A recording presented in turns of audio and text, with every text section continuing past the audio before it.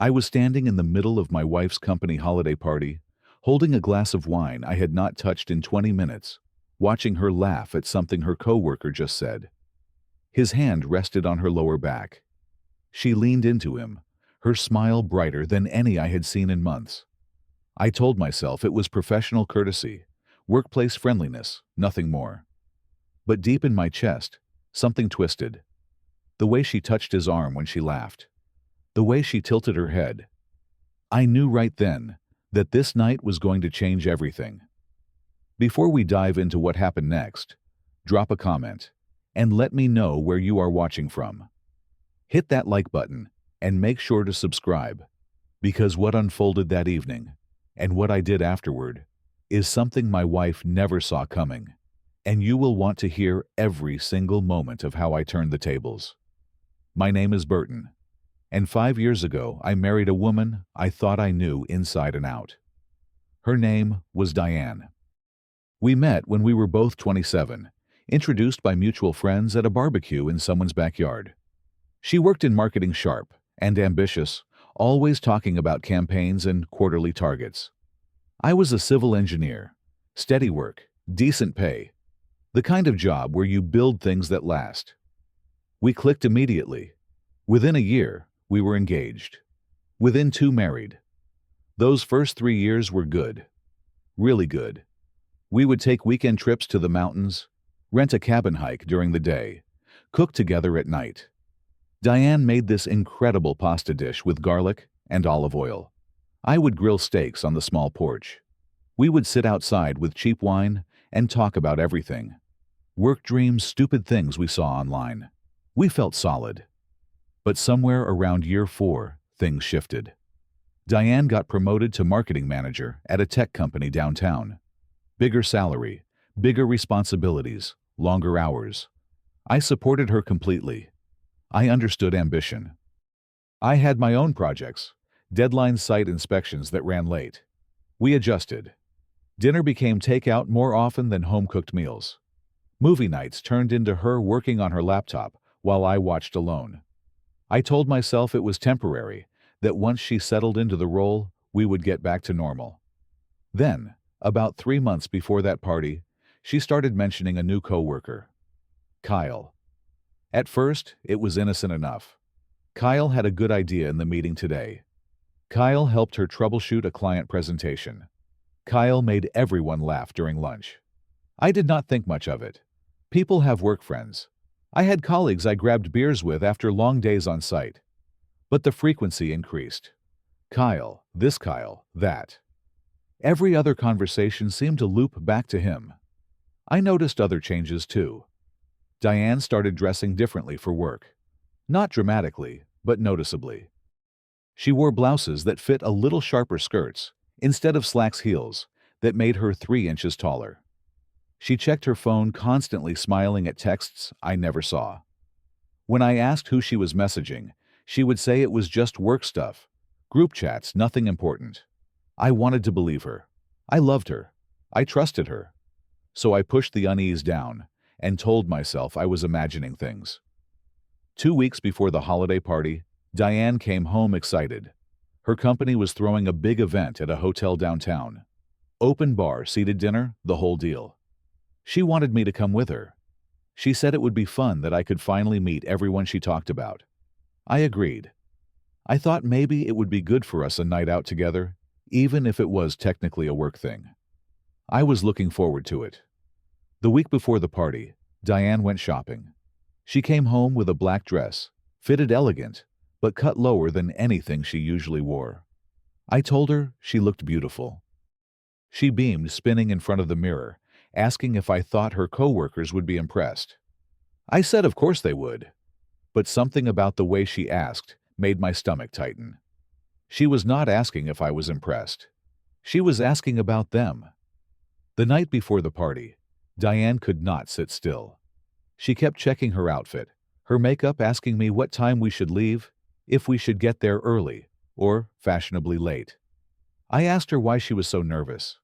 She laughed it off, said she wanted to make a good impression with the senior management, that this party mattered for her career. I nodded, but that knot in my stomach pulled tighter. The party was held at a high-end hotel in the heart of downtown. The kind of place with marble floors, crystal chandeliers, waiters in black vests carrying trays of champagne. Diane and I arrived just after 7. I wore my best suit, navy blue, the one I saved for weddings and important meetings. Diane wore that black dress, her hair pulled back, makeup flawless. She looked stunning. I told her so. She smiled, but she was already scanning the room. As soon as we walked in, people greeted her. Colleagues I had never met shook my hand, told me how great Diane was at her job, how lucky their team was to have her. I smiled, played the supportive husband, made small talk about the company and the projects they were working on.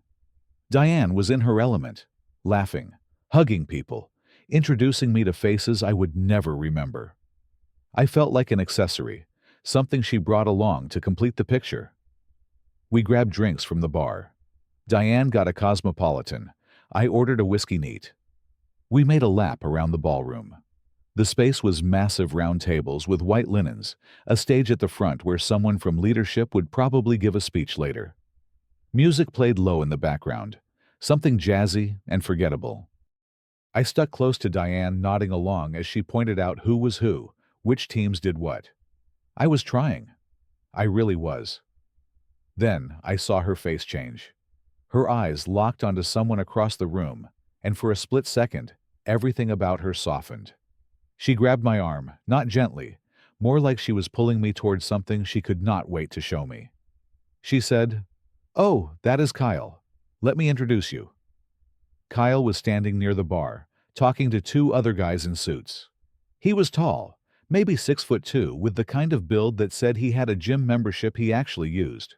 Dark hair, clean-shaven, wearing an expensive-looking suit that fit him perfectly. He had this easy confidence, the kind of guy who knew people liked him. When he saw Diane, his whole face lit up. He excused himself from his conversation and walked over. Diane practically bounced. "Kyle, this is my husband Burton. Burton, this is Kyle." We shook hands. His grip was firm, maybe a little too firm, like he was making a point. He smiled at me, but his eyes went right back to Diane. "It is so great to finally meet you, Burton. Diane talks about you all the time." I doubted that, but I said something polite back. "Good to meet you too. Diane's mentioned you a lot." Kyle grinned. "All good things, I hope." Diane laughed. It was not her normal laugh. It was higher, lighter, the kind of laugh people use when they are trying to impress someone. "Of course, all good things." Kyle turned his attention to her, his eyes sweeping over her dress. "You look stunning tonight, Diane. Really. That dress is incredible." Diane blushed. Actually blushed. "Thank you. I wanted to make an impression." "Mission accomplished," Kyle said, and the way he said it, the way he looked at her, made my jaw tighten. The 3 of us stood there, and I immediately felt like the third wheel. They started talking about work, some campaign they were running, inside jokes I did not understand. Diane would laugh, touch Kyle's arm, lean in when he spoke. Kyle would mirror her, his body angled toward hers, his attention completely on her. I stood there holding my drink, nodding occasionally, but I might as well have been invisible. After about 15 minutes of this, I excused myself to talk to someone Diane had introduced me to earlier. I needed space, needed to breathe, needed to convince myself I was overreacting. But when I glanced back, I saw Kyle lean in close to Diane, whispering something in her ear. She threw her head back and laughed, her hand coming to rest on his chest. Just for a second. But it was enough. I felt my blood pressure spike. I downed the rest of my whiskey and went back to the bar. I ordered another. The bartender poured it, and I stood there staring at the amber liquid, trying to calm down. I told myself Diane was networking. This was her work environment. She had to be friendly. But that was not what I was seeing. That was not friendly. That was flirting. I turned back toward where they were standing. Kyle had his hand on Diane's shoulder, now guiding her toward a group of people near the windows. She did not pull away. She leaned into it. I felt like someone had punched me in the chest. I walked over, interrupting their conversation. "Diane, can I talk to you for a second?" She looked annoyed. "What is wrong?" I lowered my voice. "Can we just step over here for a minute?" She sighed, excused herself from Kyle, and followed me to a quieter corner near the coat check. "What, Burton?" I kept my voice calm. "I feel like you are being a little too friendly with Kyle." Her eyebrows shot up. "What do you mean?" "I mean, it looks like more than just networking." She crossed her arms. "Are you serious right now?" "Yes, I am serious." She shook her head. "Burton, do not be ridiculous. This is my workplace. I am building professional relationships." That did not look professional. Her eyes went cold. "You are being paranoid." "Am I?" She stepped closer, her voice sharp. "Yes, you are. I cannot even talk to my coworkers without you getting jealous. That is not my problem. That is yours." The words hit me like ice water. I stared at her. This woman I had shared a bed with for 5 years, and I did not recognize her. She stared back defiant, waiting for me to back down. I did not.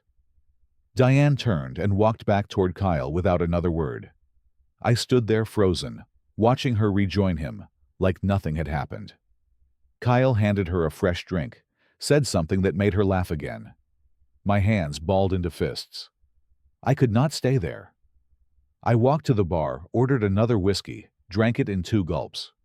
The bartender raised an eyebrow, but poured me another without comment. I took this one slower, trying to think, trying to figure out what to do. But every time I looked up, I saw them.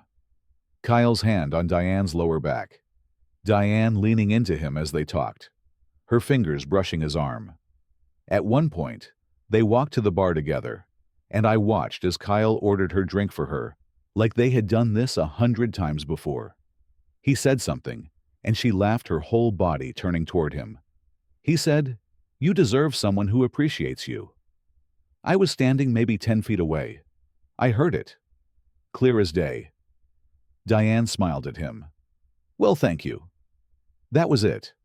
That was the moment I knew. This was not innocent. This was not networking. This was something else entirely. I walked over, my voice steady. "Diane, we need to go." She spun around, her face flushed. I could not tell if it was from the alcohol or the anger. "What is your problem?" "My problem is watching my wife flirt with another man all night." Kyle stepped in, his hands up, like he was trying to defuse the situation. "Hey man, we are just talking." I looked at him, my voice flat. "I am talking to my wife." Diane grabbed my arm and pulled me toward the hallway outside the ballroom. The door closed behind us, muffling the music. She whirled on me, her eyes blazing. "You are embarrassing me in front of my colleagues." "I am embarrassing you. You have been all over Kyle since we got here." "I was being friendly. It is called networking." "That was not networking, Diane. That was flirting." She threw her hands up. "Maybe if you were not so insecure, you would understand professional relationships." The word hit me like a slap. Insecure. Yes, insecure. I cannot have a normal conversation without you getting jealous. A normal conversation does not involve touching and laughing at every single word he says. She turned away from me, then spun back, her face hard. "You know what? If you are so insecure that you cannot handle me having friends at work, maybe you should just leave." The hallway went silent. I stared at her. She stared back, arms crossed, chin up, waiting for me to apologize, to take it back, to beg her to let me stay. I did not. "Okay," I said. "I will." Her expression flickered. "What?" "You are right. If that is how you feel, I should leave." "Do not be dramatic." "I am not being dramatic. You told me to leave, so I am leaving." I turned and walked toward the exit. Behind me, I heard her call out, "Burton, come on." I did not stop. I did not turn around. I pushed through the hotel doors and stepped out into the cold December night. My breath came out in clouds. I pulled out my phone and called an Uber. The ride home was silent. The driver tried to make small talk, asked how my night was. I said it was fine. He did not push. When we pulled up to our apartment building, I thanked him and got out. Inside, I went straight to the bedroom. I pulled a suitcase from the closet and started packing. Clothes, toiletries, my laptop chargers.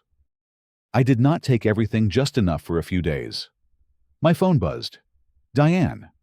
I ignored it. It buzzed again and again. 3 calls. I let them all go to voicemail. I zipped up the suitcase, grabbed my keys, and walked out. I texted her from the car. I am staying at a hotel tonight. We will talk when you are ready to be honest. She replied within seconds. You are overreacting. I did not respond. I drove to a hotel near my office, checked in, and sat on the edge of the bed staring at the wall. I did not sleep that night. I just kept replaying everything. The way she looked at him. The way she touched him. The way she called me insecure for noticing. The next morning, Diane called. I answered. When are you coming home? She asked. I do not know yet. This is stupid. You are making a big deal out of nothing. If it is nothing, then we do not have a problem. But we both know that is not true. She hung up. I stayed at that hotel for 3 days. I did not go home. I did not answer most of her calls.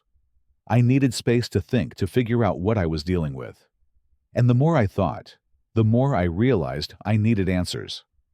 I logged into our shared bank account online, something I had not checked in months. Diane handled most of the finances. I trusted her. But now, scrolling through the transaction history, I saw things that did not add up. Lunches at expensive restaurants downtown, places Diane had never mentioned going to.